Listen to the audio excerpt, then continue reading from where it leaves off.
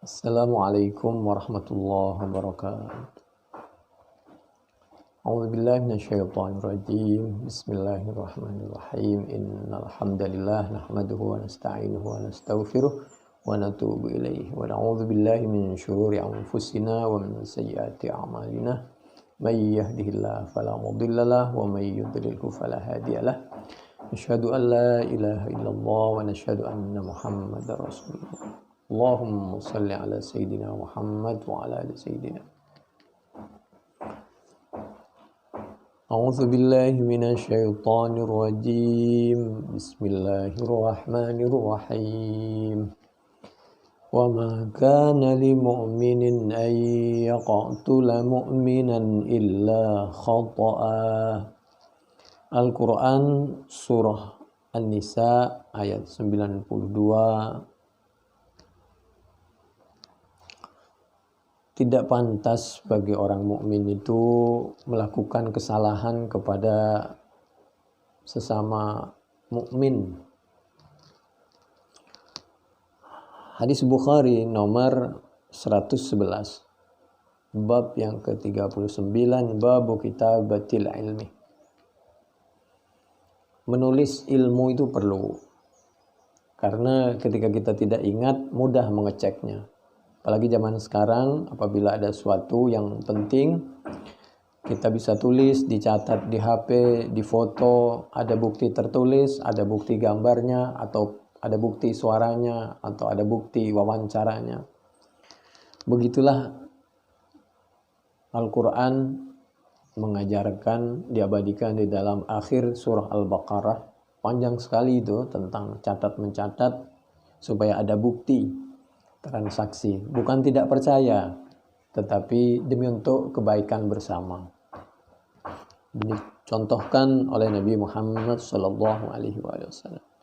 Hadis Bukhari 111. Haddatsana Muhammad bin Salam qala akhbarana Waqi' an Sufyan an Mutarrifin an Sya'bi an Abi Juhaifah qala qultu, bertanya siapa aku, Abi Juhaifah li Aliin, bagi Sayyidina Ali. Aku bertanya kepada Sayyidina Ali bin Abi Thalib radhiyallahu anhu. Hal indakum kitabun, apakah yaitu berada di sisi kalian? Dhorof, mudhaf mudhaf ilaih, kafnya untuk khitab, mimnya untuk dita'dhim alamat tiljam itu. Hal indakum, apakah yaitu di sisi kalian? Kitabun, adapun kitab, apakah kamu punya kitab Al-Quran tersendiri? Karena mohon maaf, ada orang yang beranggapan, yang mengkultus Sayyidina Ali berlebihan, menganggap bahwa Sayyidina Ali ini punya kitab tersendiri. Atau memang ada sengaja kelompok yang membenci Sayyidina Ali menghembuskan berita yang tidak baik, hoak, untuk mendiskreditkan Sayyidina Ali. Karena memang kebohongan ini dari berbagai sudut, agar umat Islam saling bermusuhan. Qultu li Aliin hal indakum kitabun, qala, menjawab siapa Sayyidina Ali, la, tidak, illa kitabullah, kecuali hanya kitabnya Allah, Al-Quran. Tidak, Qurannya satu. Quran saya, Qurannya sahabat yang lain, semua Qurannya umat Islam itu sama saja, ya cuma satu. Au fahmun u'tiyahu rajulun muslim, sama dengan adzan. Adzan itu sebenarnya sama, aslinya itu. Cuma dulu ada sekelompok yang membenci Sayyidina Ali dan keluarganya, bahkan membunuhnya. Itu kalau adzan itu pakai mengutuk. Lalu orang yang sayang kepada Sayyidina Ali dan keluarganya, adzannya ditambah untuk menjawab kutukan itu. Adzan itu kan semacam pengumuman, pemberitahuan. Jadi itulah aslinya. Adzan itu pemberitahuan untuk orang sholat. Makanya seperti sekarang itu kan ada tambahan juga, as-salatu fi rihalikum, as-salatu fi buyutikum. Au fahmun, atau sama dengan as-salatu khairum minan naum kalau subuh kan. Kita lanjut. La illa kitabullah, au fahmun, atau kefahaman, u'tiya memberikan kepada kefahaman, rajulun, kami ulangi, atau fahmun atau kefahaman, u'tiya diberikan kepada kefahaman, rajulun siapa seorang laki-laki, atau kefahaman yang diberikan siapa aku Ali kepada kefahaman, diberikan kepada kefahaman rajulun siapa seorang laki-laki, muslimun yang muslim.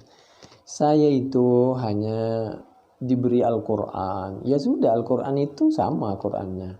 Atau saya diberi kefahaman oleh Allah sebagaimana orang lain juga diberi kefahaman. Sayyidina Ali tawaduknya luar biasa. Auma fi hadis sahifah, padahal ilmunya luar biasa. Tapi Sayyidina Ali itu tidak mau terlalu dikultus, ya juga tidak mau terlalu direndahkan, dalam pengertian supaya jangan terbiasa kita merendahkan orang lain. Kalau Sayyidina Ali sih nggak ada masalah, cuma kasihan orang lain kalau suka merendahkan orang lain. Auma fi hadis sahifati, atau cuma catatan di kertas ini. Jadi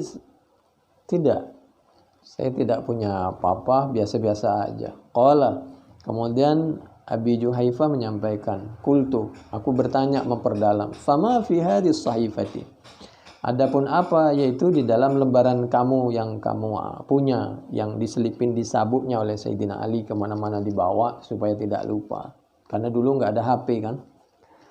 Qala, menjawab siapa Sayyidina Ali, aku hanya mencatat pesan Nabi kepadaku yang luar biasa, aku harus selalu mengingat dan menjalankan sampai akhir hayat aku. Apa itu catatan di lembaran kamu itu?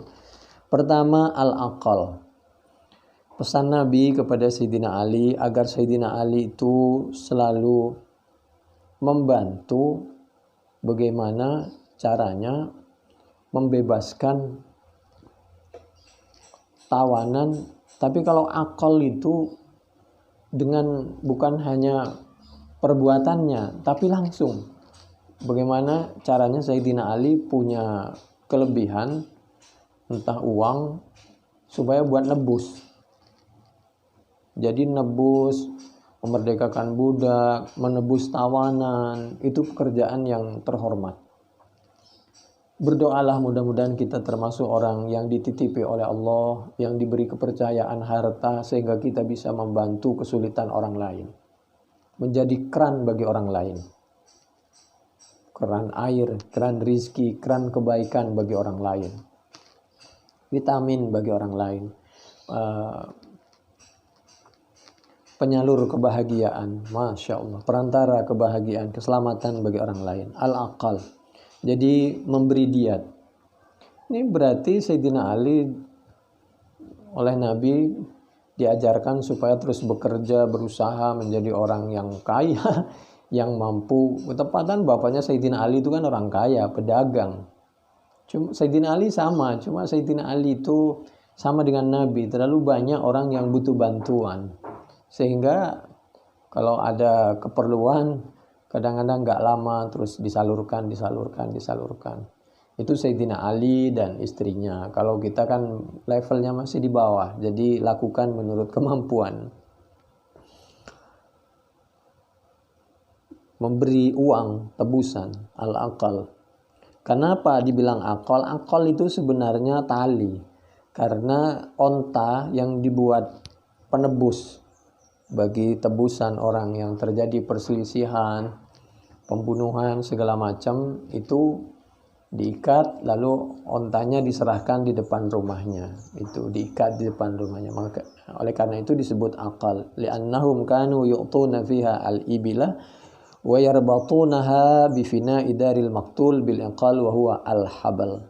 Jadi apabila terjadi semacam pembunuhan, maka Sayyidina Ali disuruh mendamaikan, apalagi sama anak bangsa, apalagi sama umat Islam. Sayyidina Ali disuruh cari bantuan uang, dana untuk membeli atau punya onta, lalu menebus supaya tidak terjadi pembunuhan lagi.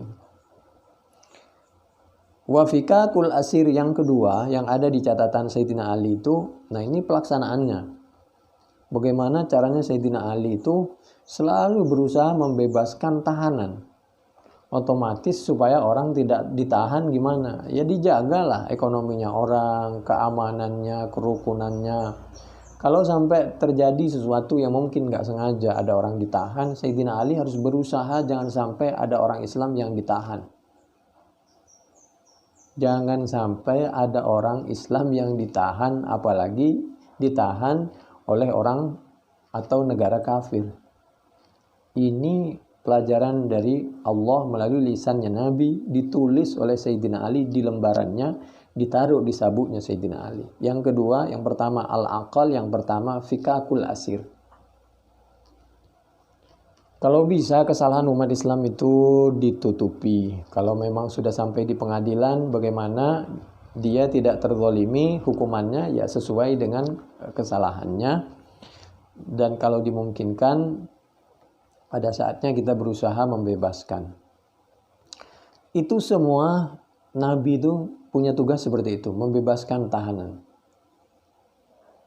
A'udzubillahi minasyaitonirrajim. Bismillahirrahmanirrahim. فأرسل معنا بني إسرائيل ولا تعذبهم. Lebih baik salah membebaskan tahanan orang Islam daripada salah menahan umat Islam. Kalau bisa kita mencari celah 70 cara agar bisa membebaskan umat Islam dari tahanan, carilah. Tapi jangan menzalimi, proporsional.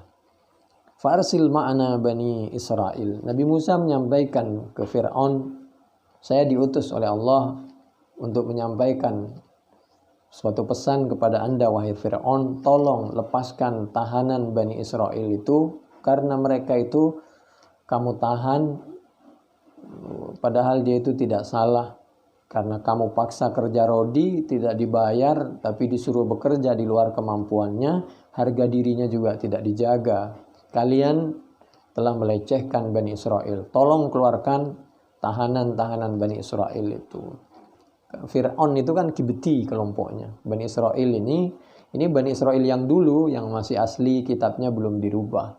Itu satu sisi. Satu sisi yang dilepaskan itu beda agama dengan Nabi Musa. Bani Israel itu waktu itu banyak yang belum Islam. Yang Islam itu cuma beberapa gelintir. Makanya Nabi Musa pergi ke laut untuk menyelamatkan, bukan untuk menyelamatkan diri, di samping untuk dirinya bisa melindungi rakyat yang lemah, karena untuk menyelamatkan sahabat-sahabatnya yang sedikit itu. Kalau banyak, Nabi Musa nggak mungkin mundur. Seperti Nabi ketika kuat di Madinah disuruh untuk datang ke Mekah, Fatih Mekah, untuk menghilangkan kezaliman dan lain sebagainya. Zalim bagi seagama dengan mereka, apalagi zalim kepada umat Islam. Farsil ma'ana bani Israel wala tu'adzibhum. Tolong jangan disiksa fisiknya, harga dirinya. Begitulah Nabi Musa membebaskan tahanan. Nabi Muhammad SAW juga membebaskan tahanan ketika harga dirinya umat Islam waktu itu yang masuk Islam tapi tidak bisa terang-terangan di kota Mekah dan di semua tempat. Al-Quran surah Thaha ayat 47 dijelaskan oleh materi kita Bukhari 111. Yang ketiga, yang terakhir ini catatan yang penting dari Allah melalui lisan nabinya, ditulis oleh Sayyidina Ali di dalam lembaran pribadinya, wala yuqtalu muslimum bikafir. Jangan sampai orang Islam itu dibunuh gara-gara dia punya masalah dengan orang kafir, kalau bisa.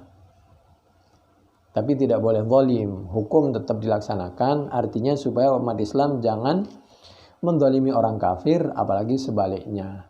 Tapi jangan mudah kita menghukum berat umat Islam gara-gara dia dizalimi oleh orang kafir. Jaga harga diri umat Islam.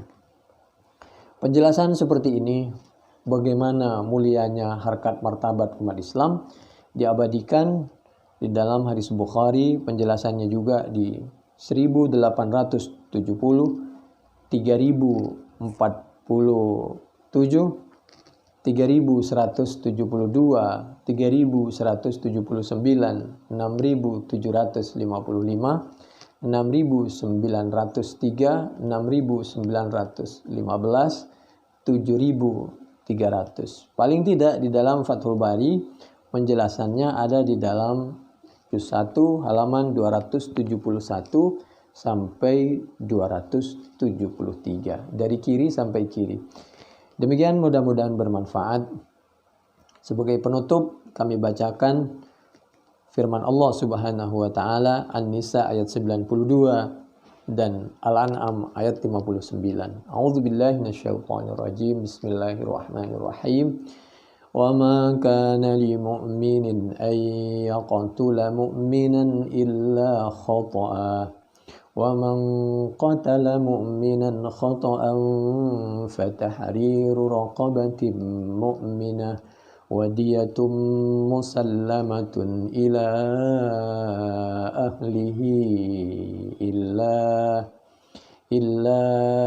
an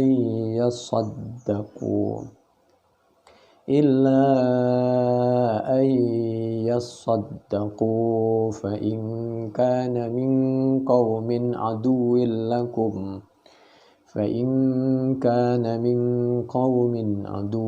lakum wa huwa mu'minun fatahriru raqabatin mu'minatin wa in kana min qaumin bainakum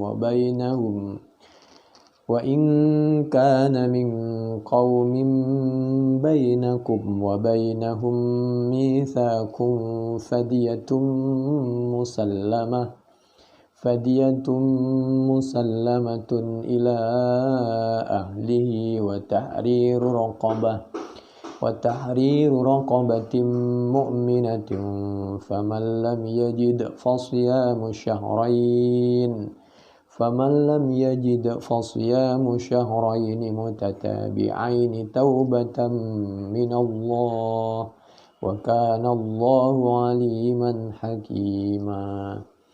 Wa ma kana lil mu'minin ay yaqtula mu'minan illa khata'a. Tidak pantas, tidak mungkin kalau memang kita orang mukmin itu bisa mencelakai apalagi membunuh sesama orang mukmin, kecuali kalau enggak sengaja. Wa man qatala mu'minan, mestinya seperti itu. Tidak mudah kita mencelakakan sama mukmin. Barang siapa yang qatala mu'minan khata'a, karena tidak sengaja, maka fatahri raqabah mu'minah, maka harus memerdekakan budak-budak yang mukminah. Karena dulu sebelum Islam itu banyak perbudakan, lalu Islam datang untuk menghilangkan perbudakan. Caranya bagaimana? Setiap orang yang melanggar peraturan, melanggar aturannya Allah, maka disuruh memerdekakan budak. Bukan disuruh bayar lalu uangnya masuk ke rekeningnya Nabi pribadi, tidak. Tapi tebusannya disuruh memerdekakan budak, disuruh mengentaskan kemiskinan, menjaga harga diri, apalagi harga dirinya seorang perempuan. Yang dibebaskan dulu itu perempuan. Kenapa? Perempuan itu ringkih, lemah dan dilemahkan. Mungkin kalau laki bisa melawan dan lain sebagainya, bisa kabur dan lain sebagainya. Nah, perempuan ini mohon maaf, lemah, bisa hamil dan lain sebagainya. Perempuan dulu. Jadi kalau apa-apa itu perempuan dihargai, dihormati, kalau dimungkinkan harus didahulukan. Mukminah. Tuh. Wadiyatum musallamah, dan bayar denda diserahkan kepada keluarganya yang terzalimi tanpa sengaja tadi. Illa ayyasaddaqu. Nah, keluarga yang terzalimi atau terbunuh tanpa sengaja kalau bisa memaafkan dengan cara mengurangi dendanya. Kalau bisa jangan sampai terjadi saling balas membalas pembunuhan. Fa in kana min qaumin aduwwil lakum, kalau itu terjadi pembunuhan tanpa sengaja kepada orang yang berada di kelompok, dia muslim, mukmin, tapi dia berada di tengah-tengah orang yang tidak beriman, lalu tanpa sengaja kita membunuhnya, fatahri raqabah, tetap kita harus memerdekakan budak yang mukminah. Perempuan dulu budaknya, budak perempuan yang dimerdekakan, baru kalau itu laki. Jadi lihat situasi dan kondisi. Wa in kana min qaumin bainakum wa bainahum mitsaq. Umat Islam juga tidak boleh menyakiti meskipun orang beda agama, apalagi membunuh, tidak boleh. Kecuali kalau tanpa sengaja. Apabila dia orang non-muslim berada di tempat di sekitar umat Islam, dia tunduk kepada hukum Islam, mayoritas umat Islam, maka tidak boleh disakiti. Kalau nggak sengaja terzalimi atau terbunuh, wabainahum mitsaq fadiyatum musallamah, maka tetap harus dibayar denda, ganti rugi ila ahli. Wa tahrir raqabah, demikian juga kita harus memerdekakan budak yang mukminah. Faman lam yajid, kalau tidak menemukan baru. Kalau kita memerdekakan budak, kalau kita memberi denda, itu kan kepentingan untuk orang banyak.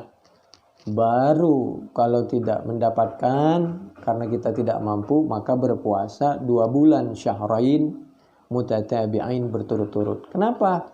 Kalau puasa ini kan untuk kepentingan pribadi. Kalau tadi bayar denda, bayar zakat, bayar infak kan untuk kepentingan umum.